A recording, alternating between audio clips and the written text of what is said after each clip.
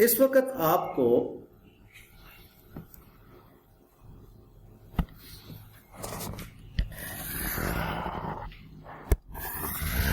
दो वर्किंग्स नजर आ रही हैं टोटल एसेट्स के लिए।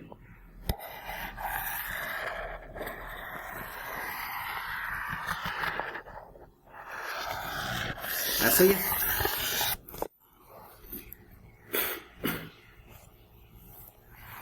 स्टेटमेंट पढ़ते हैं और इसको समझने की कोशिश करते हैं। P company regularly sells goods to its one subsidiary company, S company, which it has owned since its incorporation। जिस दिन एस पैदा हुई उसी दिन पी कंपनी ने उसको खरीद लिया। The statement of financial position means balance sheet of the two companies. इसका मतलब दोनों कंपनीज की बैलेंस शीट बनी हुई है 31 दिसंबर को are given below.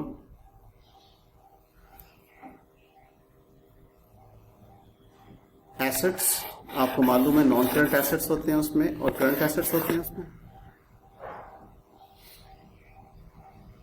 Parent company की बैलेंस शीट में एसेट नजर आ रहा है property plant and equipment, IAS 16 का एसेट नजर आ रहे हैं। इसमें land, building, plant and machinery, motor vehicles. Parent company की बैलेंस शीट में 40,000 शेयर्स एस कंपनी में उसने इन्वेस्ट किए 40,000 रुपए में। ठीक है, 1 रुपए का एक शेयर के हिसाब से। मैं कहता हूं अगर उसने ये ना इंफॉर्मेशन लिखी होती तब भी 40,000 रुपए पेरेंट कंपनी की बैलेंस शीट में जो नजर आ रहे हैं, इसकी अकाउंटिंग जरा अपने दिमाग में लेकर आइए क्या बनती है। चले, मुश्किल हो रहा है। ये गाड़ी लिखी हुई है 35,000 की, गाड़ी खरीदी है, क्या एंट्री बनती है ज़हन में? कार, डेबिट, कैश, क्रेडिट, जिंदगी आसान है। अब इन्वेस्टमेंट खरीदी है, क्या एंट्री बनती है ज़हन में?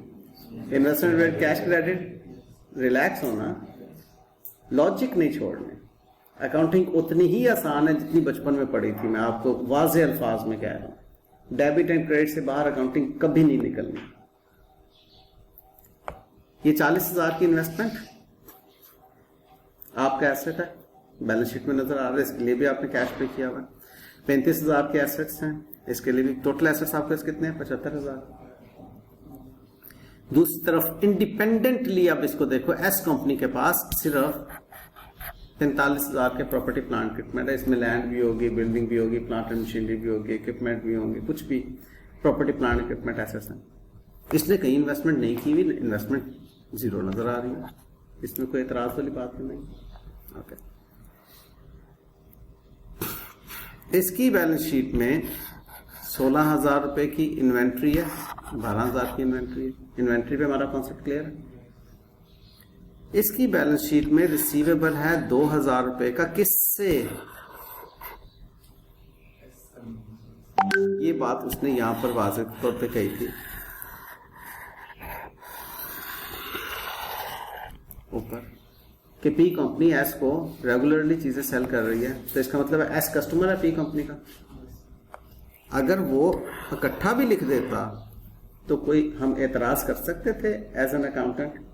डेटर्स इकट्ठे लिख दिए, ठीक है, डेटर्स ही है ना, सन्ड्री डेटर्स ही है ना। उसने थोड़ा सा एक ये काम किया है कि सन्ड्री डेटर्स में जो subsidiary company as a debtor है उसको अलग से बता दिए, ठीक है। और कैश एट बैंक ये हमारे हो गए अदर डेटर्स, और कैश एट बैंक हमारे पास है 1,000 रुपए का। और इसके पास अदर डेटर्स ही होंगे ना।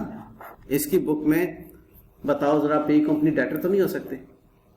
अगर आप की प्रोडक्ट मैं खरीदता हूं तो आपकी बैलेंस शीट में मैं डेटर्स के तौर पे अपेयर होऊंगा, मेरी बैलेंस शीट में आप डेटर के तौर पे तो अपेयर नहीं होंगे। मेरी बैलेंस शीट में आप किसके तौर पे अपेयर होंगे? क्रेडिटर के तौर पे। इस पे कॉन्सेप्ट क्लियर है? चलो, यहां तक मैंने रेड हाइलाइट्स जो या एरो हेड्स जो लगाए हैं समझ आते हैं, रिलैक्स है। ओके, आगे चले। अब क्या हुआ, second part of the balance sheet हम देख रहे हैं। इसमें वो कहता है एस कंपनी की शेयर्स 40,000 के इशू किए हुए हैं, इसने शेयर्स इशू किए, simple entry, cash debit share capital credit. इसने 70,000 के शेयर इशू किए हुए हैं, कैश डेबिट 70,000 से कैपिटल क्रेडिट। इसने 16,000 के प्रॉफिट्स कमाए हुए हैं आज तक और इसने 19,000 के प्रॉफिट्स कमाए हुए हैं। दोनों बिजनेस कर रहे हैं ना, दोनों में रिटेन प्रॉफिट्स तो होगा एक इंडिपेंडेंट बैलेंस शीट के तौर पर। ये इसकी ओनर्स इक्विटी 86 और 59। अब इसकी बुक्स में टोटल क्रेडिटर्स हैं 14,000 के, इसकी बुक्स में टोटल क्रेडिटर्स हैं 4,000 के, जिनमें ये 2,000 क्रेडिटर पी कंपनी के तौर पर होना चाहिए। उसकी बुक्स में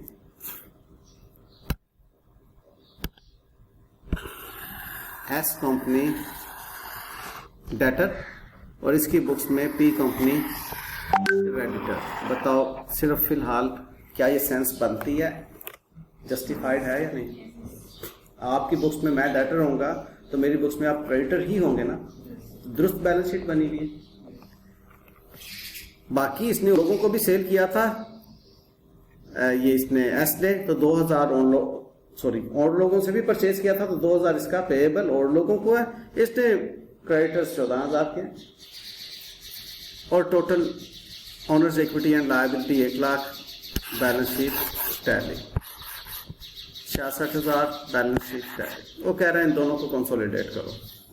required prepare consolidated statement of financial position P company, कहते हैं इन दोनों को कंसोलिडेट करो। ठीक है,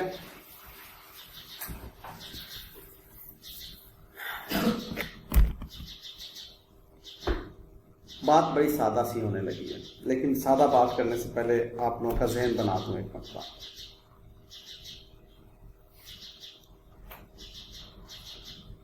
पी कंपनी ने इंडिपेंडेंटली एक अकाउंटिंग एंट्री पास की है। फर्ज कर लीजिए आप ई कंपनी है, आपने 40,000 के शेयर्स जिस दिन मैं पैदा हुआ उसी दिन खरीद लिए। आपने 40,000, 1 रुपए का एक शेयर है, 40,000 मुझे देके मेरे से 40,000 शेयर खरीद लिए। मैं क्या एंट्री पास करूंगा? मैंने कैश रिसीव किया आपसे, मैं कैश डेबिट शेयर क्रेडिट करूंगा। ठीक बात। अब अगला लफ्ज सुन रहा, अब मैं आप बन गया, मैं आप बन गया। मैं आप बन गया का मतलब क्या है?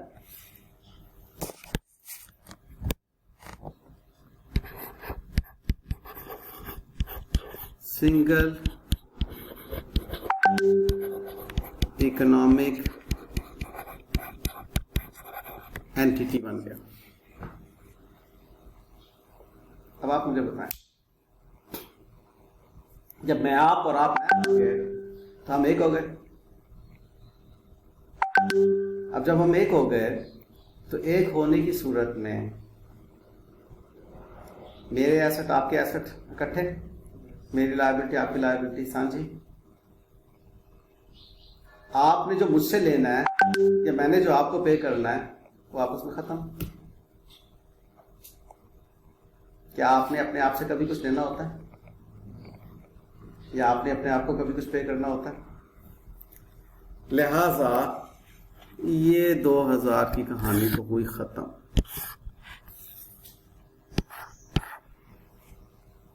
पक्का? क्या आप अपने आप में इन्वेस्ट करते हैं? कहता हाँ करते हैं, एजुकेशन के लिए करते हैं। ठीक है, या क्या आप अपने आप को इन्वेस्टमेंट के लिए पैसे देते हैं? तो आपका अपने आप में जो ट्रांजैक्शंस हो रही हैं वो कैंसिल हो जाती हैं।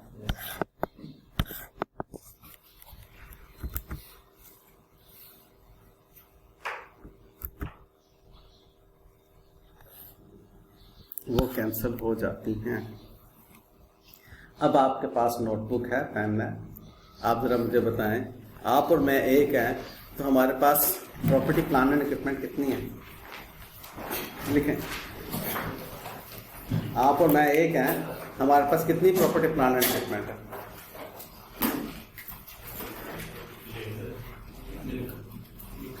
जल्दी जल्दी जल्दी जल्दी जल्दी जल्दी।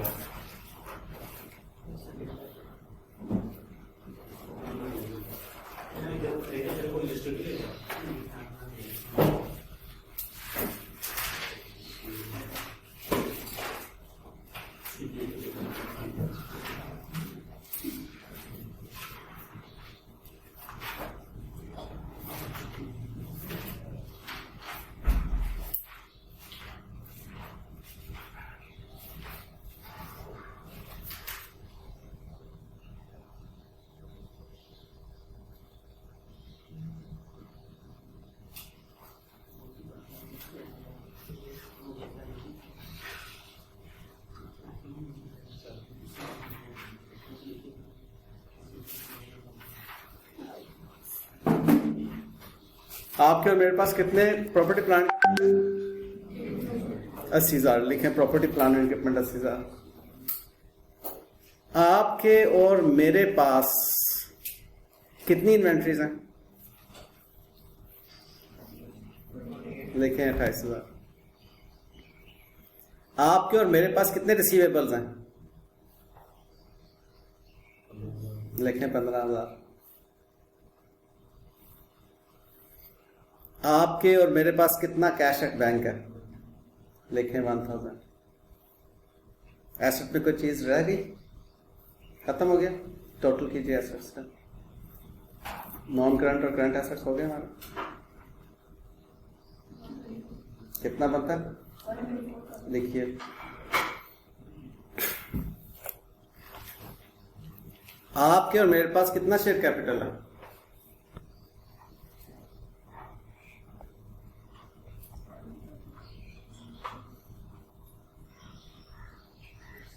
देखें, 40,000 जो मेरा शेयर कैपिटल है वो किसने दिया था? आपने। जब मैं और आप एक हो गए तो वो तो खत्म हो गया ना। और आपका शेयर कैपिटल जो मुझ और आप में पब्लिक ने इन्वेस्ट किया हुआ वो कितना है? जब मैं और आप एक है, सिंगल इकोनॉमिक एंटिटी है, तो अब ये देखना है ना, हम में पब्लिक ने क्या इन्वेस्ट किया हुआ? वो तो 70 किया हुआ ना। मेरी बात समझ रहे हो? तो 70,000 कैपिटल लिखो। मेरे और आपकी रिटेन अर्निंग कितनी है?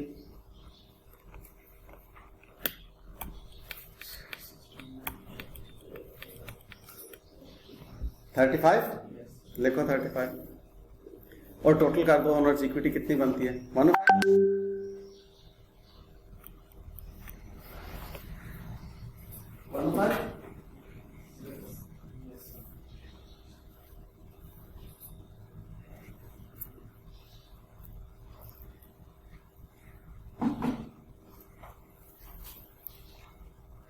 मेरे और आपके पास बैंक ओवरड्राफ्ट कितना है? जी 3,000 लिखें। मेरे और आपके पेबल्स कितने हैं? क्रेडिटर्स कितने हैं? लिखें और देखें बैलेंस शीट हमारी टैली होती है। क्यों यहाँ से हो गई है? हो गई सर, बैलेंस शीट टैली हो गई। ये है कंसोलिडेटेड बैलेंस शीट। बताओ तो मुश्किल है? ठीक है, तो खौफ तो नहीं है आप? माशाल्लाह। नहीं जी, ये आपकी कंसोलिडेटेड बैलेंस शीट मैंने यहाँ पर बनाई हुई है, इसको आप देख लीजिए। यही आपने बनाया, यही आपने बनाया, ओके।